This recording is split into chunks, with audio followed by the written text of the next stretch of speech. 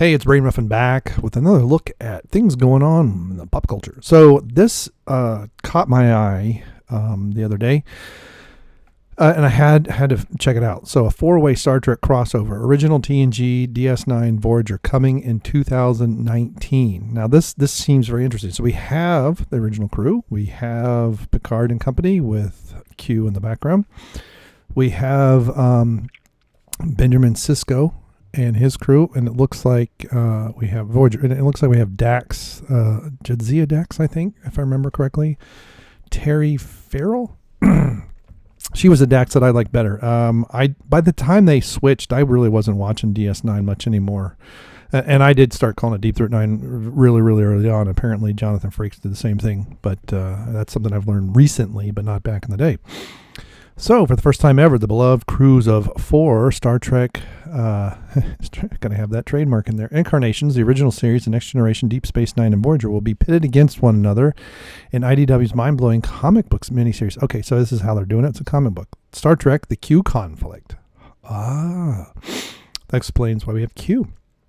Interesting. Debuting in January, this epic 6-part event features the writing team of Scott and David Tipton, they did in Broken Mirror, and art by David Massini, Cloak and Dagger, and Star Trek Countdown.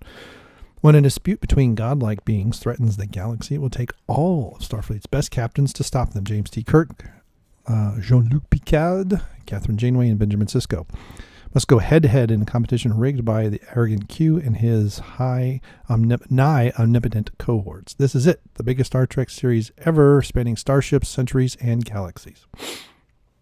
All of Star Trek's most legendary officers joined together for the first time against some of the greatest threats they've ever faced. It's like nothing we've seen before. Okay, good. But it won't be Star Trek if it wasn't also character. So yeah, see, about character, because that is one of the, I mean, Star Wars has got some character development, but Star Trek is about really, really, really about the characters and interactions and things like that. The adventures and things are something they put in the movies because that's how you get people in the seats, but that's really not Star Trek. And with so many Starfleet legends crossing paths for the first time ever, the Q Conflict will give readers the opportunity to see all their favorite characters in a brand new light.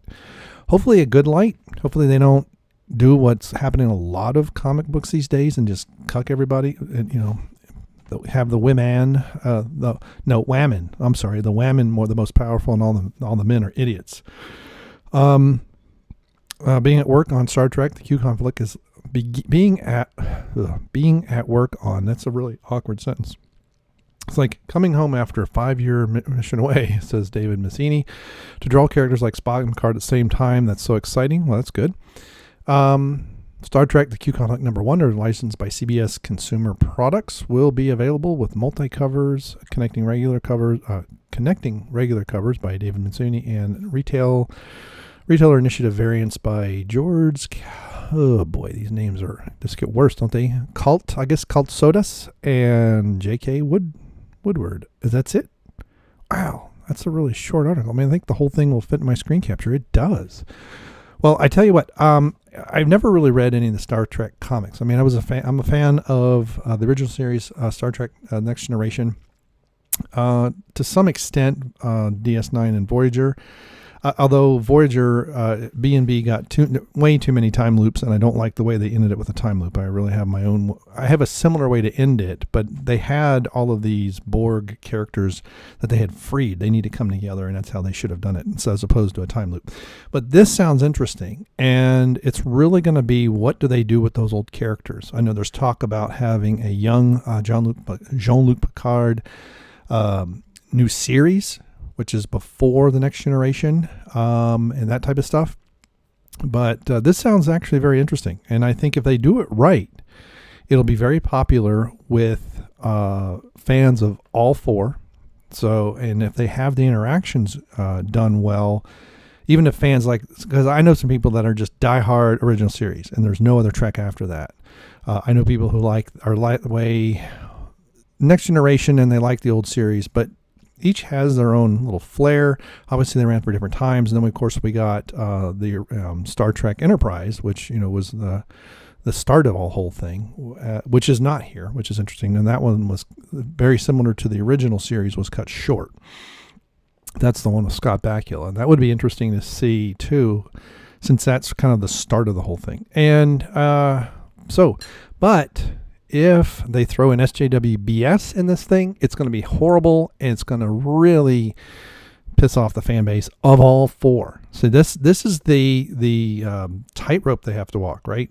It's one thing to irritate fans of, say, one series, but if they do it wrong and they irritate all four of them, wow. I mean, they won't. I don't know and I don't know how well Star Trek comics sell. So I don't know if this thing is, 100,000 copies would be a smashing success, or 20,000 copies would be a smashing success. But I like the concept, especially with the Q.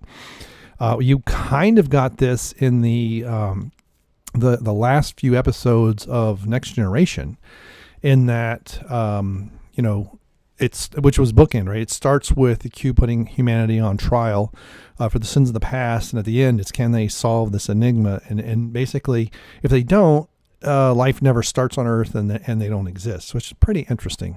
The end of all things, I think, is the last one.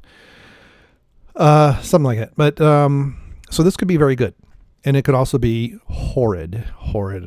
So it's really, again, although the article does point out, so at least the comments by the people involved have me hopeful, because they understand that it's about the characters. It's also about character, and with so many Starfleet legends crossing paths for the first time ever, the Q conflict will give readers the opportunity to see all their favorite characters in a brand new light. This is the part that worries me. Brand new light. Okay. If that brand new light is an SJW rewrite of these characters, it's going to be holy hell. If it's a brand new light in how Kirk and Picard are going to interact, because Kirk is this brash, we could say slightly womanizing, but he's kind of the swashbuckling captain. He's in the mix, where Jean-Luc is more of the, he delegates. He's also a bit more strategic in what he does. Sisko's more the diplomat, because he's on that space station with lots of different cultures and alien races interacting with humans. We do see a little bit of, when they kind of get in, they fall, all these shows fall into a war of some sort. And so you have the Dominion and all that, and we do see Sisko being a badass, but, and then,